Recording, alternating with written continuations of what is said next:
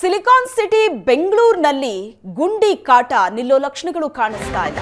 ಮಳೆ ನಿಂತ ಬೆನ್ನಲ್ಲೇ ಜೀವ ತೆಗೆಯೋದಕ್ಕೆ ಗುಂಡಿಗಳು ಬಾಯಿ ತೆರೆದು ನಿಂತಿದೆ. ಒಂದೇ ಮಳೆಗೆ ಕಿತ್ತು ಬಂದಿದೆ ಗುಂಡಿಗೆ ಹಾಕಿದ್ದಂತಹ ಪ್ಯಾಚ್ ವರ್ಕ್. ಒಂದೇ ಮಳೆ, ಈ ಮಳೆಗೆ ಮತ್ತೆ ಗುಂಡಿಗಳು ಬಾಯಿ ತೆರೆದು ನಿಂತಿದೆ. ಸಿಲಿಕಾನ್ ಸಿಟಿ ಬೆಂಗಳೂರಿನಲ್ಲಿ ಗುಂಡಿಗಳ ಕಾಟ, ರಸ್ತೆ ತುಂಬೆಲ್ಲ ಗುಂಡಿಗಳಿದ್ದು ಭಾರಿ ಆಕ್ರೋಶದ ನಂತರ ಆ ಗುಂಡಿಗೆ ಪ್ಯಾಚ್ ವರ್ಕ್ ಮಾಡಲಾಗಿತ್ತು. ಆದ್ರೆ ಈಗ ಸೈಕ್ಲೋನ್ ಎಫೆಕ್ಟ್ ನಿಂದ ಸುರಿದಂತ ಜಿಟಿ ಮಳೆಗೆ ಗುಂಡಿಗೆ ಹಾಕಿದ್ದಂತಹ ಆ ಪ್ಯಾಚ್ ವರ್ಕ್ ಕೂಡ ಕಿತ್ಕೊಂಡು ಬಂದಿದೆ. ಹೆಬ್ಬಾಳದಲ್ಲಿ ರಸ್ತೆ ಗುಂಡಿಗೆ ಬಸ್ ಪ್ರಯಾಣಿಕರು ಪರದಾಡಿದ್ದಾರೆ. ಬಸ್ ನಿಲ್ದಾಣದ ಆರಂಭದಲ್ಲೇ ಇರೋ ಬೃಹತ್ ರಸ್ತೆ ಗುಂಡಿಗಳು, ಈ ಗುಂಡಿಗಳಲ್ಲಿ ಬಿಎಂಟಿಸಿ ಬಸ್ ಓಡಾಟ ಮಾಡಬೇಕು. ಇದು ಸವಾರರಿಗೆ ಬಹಳ ದೊಡ್ಡ ಸಂಕಟವನ್ನ ತಂದಿಟ್ಟಿದೆ.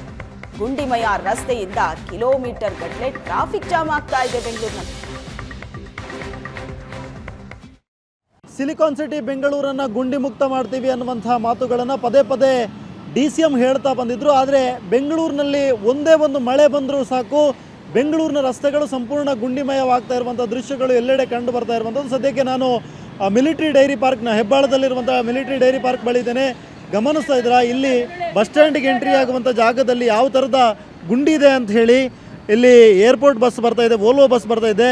ಯಾವ ಥರದ ಫೆಸಿಲಿಟಿಯನ್ನು, ಗುಂಡಿ ಭಾಗ್ಯವನ್ನು ಬೆಂಗಳೂರಿನಿಗೆ ಕೊಡ್ತಾ ಇದ್ದಾರೆ ಅನ್ನುವಂಥದ್ದು ನೋಡ್ತಾ ಇದ್ದಾರೆ. ಸಂಪೂರ್ಣವಾಗಿ ಒಂದು ಭಾಗಕ್ಕೆ ವಾಲ್ ಬರಬೇಕಾದಂಥ ಪರಿಸ್ಥಿತಿಯಲ್ಲಿ ಸದ್ಯಕ್ಕೆ ಇರುವಂಥದ್ದು ಬೆಂಗಳೂರಿನ ಈ ರಸ್ತೆ.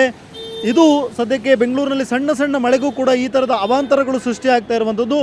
ಗುಂಡಿ ಮುಕ್ತ ಬೆಂಗಳೂರನ್ನು ಮಾಡ್ತೀವಿ ಅಥವಾ ಗುಂಡಿ ಮುಕ್ತ ಬೆಂಗಳೂರು ಆಗಬೇಕು ಅನ್ನುವಂಥ ನಿಟ್ಟಿನಲ್ಲಿ ಸಾಕಷ್ಟು ಆ್ಯಪ್ಗಳನ್ನೆಲ್ಲ ತರಲಾಗಿತ್ತು.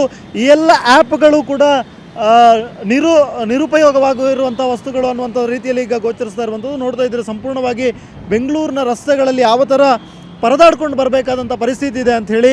BMTC ಬಸ್ನಲ್ಲಿ ಸಂಪೂರ್ಣವಾಗಿ ಜನ ರಶ್ ಇರುವಂಥದ್ದು. ಆದರೆ ಈ ರಶ್ ಇರುವಂಥ ಜನರನ್ನು ಇಷ್ಟು ಗುಂಡಿಗಳಲ್ಲಿ ಹೊತ್ತು ತರುವಂಥ ಒಂದು ಸ್ಥಿತಿಯಲ್ಲಿ BMTC ಬಸ್ನ ಡ್ರೈವರ್ಗಳಿರುವಂಥದ್ದು.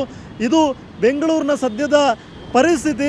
ಸಂಪೂರ್ಣವಾಗಿ ಎಲ್ಲ ರಸ್ತೆಗಳಲ್ಲೂ ಕೂಡ ಈ ಥರದ ಒಂದು ಸಿಚುವೇಶನ್ನು ಮಳೆ ಬಂದಂಥ ಸಂದರ್ಭಗಳಲ್ಲಿ ಆಗ್ತಾ ಇರುವಂಥದ್ದು. ಇದು ಬೆಂಗಳೂರಿನ ಈ ರಸ್ತೆಗಳನ್ನು ನಾವು ಗಮನಿಸಿದ್ರೆ ಗೊತ್ತಾಗುತ್ತೆ ನಿಮಗೆ ಯಾವ ಥರದಲ್ಲಿ ಸುಮಾರು ಅರ್ಧ ಫೀಟ್ಗಿಂತಲೂ ಜಾಸ್ತಿ ಇರುವಂಥ ಗುಂಡಿಗಳನ್ನು ಕೇವಲ ಅದನ್ನು ಕಾಂಕ್ರೀಟ್ ಹಾಕುವಂಥ ಕೆಲಸವನ್ನು ಸರಿಯಾಗಿ ಮಾಡದೇ ಇರುವಂಥ ಕಾರಣಕ್ಕೋಸ್ಕರ ಕೂಡ ಆಗಿರ್ಬೋದು.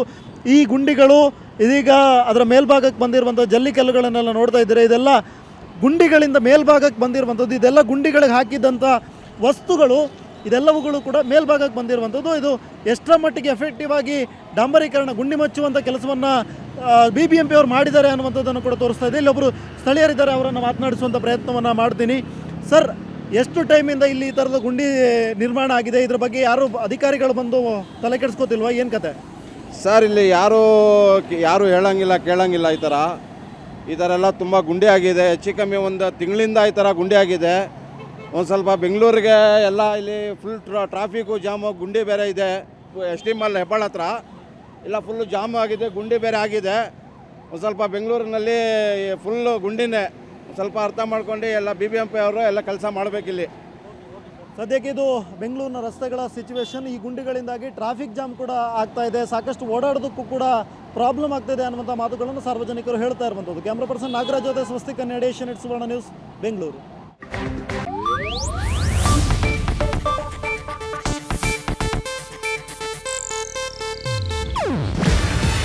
ಇದು ಏಷ್ಯಾನೆಟ್ ನ್ಯೂಸ್ ನೆಟ್ವರ್ಕ್ ಪ್ರಸ್ತುತಿ. ನೀವು ನೋಡ್ತಿದ್ದೀರಾ ಏಷ್ಯಾನೆಟ್ ಸುವರ್ಣ ನ್ಯೂಸ್.